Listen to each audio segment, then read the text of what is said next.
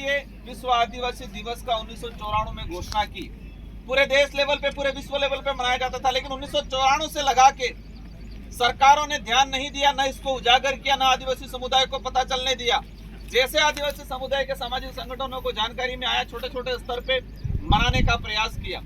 आज मुझे खुशी इस बात की है कि एक समय हुआ करता था जब 2016 के अंदर हम विश्व आदिवासी दिवस मनाने के लिए परमिशन लेने जाते थे।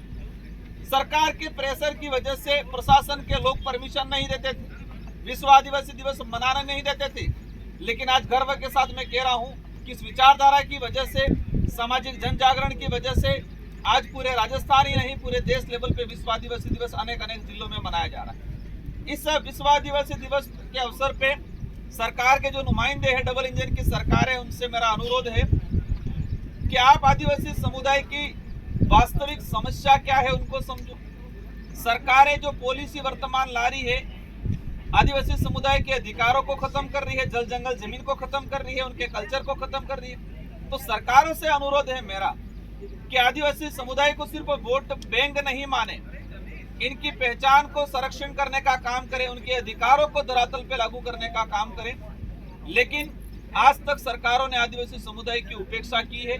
लेकिन समुदाय के अंदर और साथ ही आदिवासी समुदाय के नजदीकी रहने वाले अन्य समुदाय के अंदर भी जागरूकता आई है और सभी एकजुट होकर आदिवासी की पहचान, आदिवासियों का अस्तित्व बचाने के लिए लड़ रहे हैं। और ये अस्तित्व बचाना इसलिए जरूरी है कि देश पे, इस धरती पे आदिवासी समुदाय का अस्तित्व रहेगा तो ये प्रकृति रहेगी, और प्रकृति रहेगी तो प्रकृति पे रहने वाला सभी समुदाय रहेगा, और समुदाय के साथ प्रत्येक जीव जंतु भी जीवित रहेगा।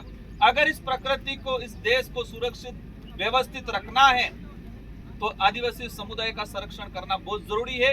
लेकिन सरकार इस आधुनिकता की ओर आड़ में आदिवासियों के अस्तित्व को खत्म करने का काम कर रही है। तो विश्व आदिवासी दिवस के माध्यम से मेरा पुनः पूरे देशवासियों को से अनुरोध है कि इस बार की जो थीम है, इस थीम को समझना है और आने वाले समय में इसको व्यापक स्तर पे मनाना है। अपनी समस्याओं के समाधान के लिए एकजुट होकर लगना है, संगठित होकर लगना है, और जो जो हमारी कल्चर है, हमारी पूजा पद्धति है, हमारी जो धार्मिक पहचान है, उनको हमें जीवित रखना है। और देश लेवल पे जो आज वर्तमान में डिवाइड हो गया है, उन सबको एकजुट होके एक मुद्दे पे आगे आने का प्रयास करना है। इन्हीं शब्दों के साथ आप सबको धन्यवाद, आभार, जय जोहार, जय भील प्रदेश।